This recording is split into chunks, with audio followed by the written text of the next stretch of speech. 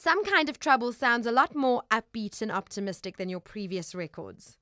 I think it was a really natural thing, actually, but you're absolutely right. It feels kind of fun and optimistic, and it's just been the way that I've written these songs rather than going away with my guitar on my own and writing songs going, poor old me.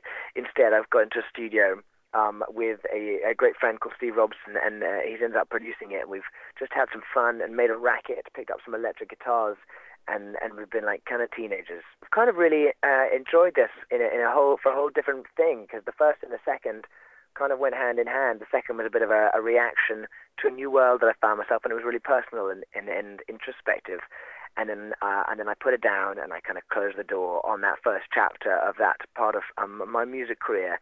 And I wasn't enjoying necessarily being a professional musician, and I kind of just stopped doing it. And then, having hooked up with Steve, I just got this newfound thirst and energy. And rather than writing songs for my record company or for my deal or with a radio in mind, instead, we just set out to really write strong songs and have as much fun as we possibly could. And that, again, that sense of energy and optimism has really just pervaded through the album. And I think it's been without care, and it's been without care in the world. And I think you can hear that. You were writing with Steve Robson, the first time you've actually co-written with someone? Yeah, normally I write as much as I can, and and I've done a few co-writes down the line. But this one was a real partnership with me and Steve Robson in the studio. But along the way we've brought in Ryan Tedder from One Republic, from Kevin Griffin of a band called Better Than Ezra, Egg White from Egg and Alice, and a kind of an array of different musicians, and it just makes it that much more enjoyable. Really get all their influences and all their expertise to play with.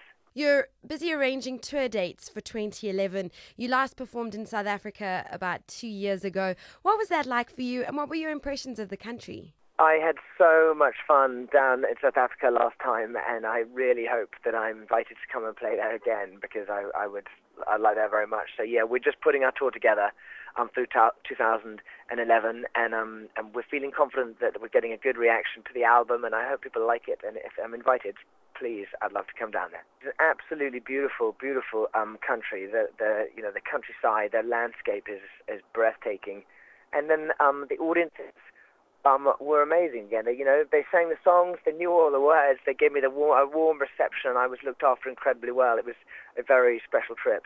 And I understand you're becoming familiar with Twitter.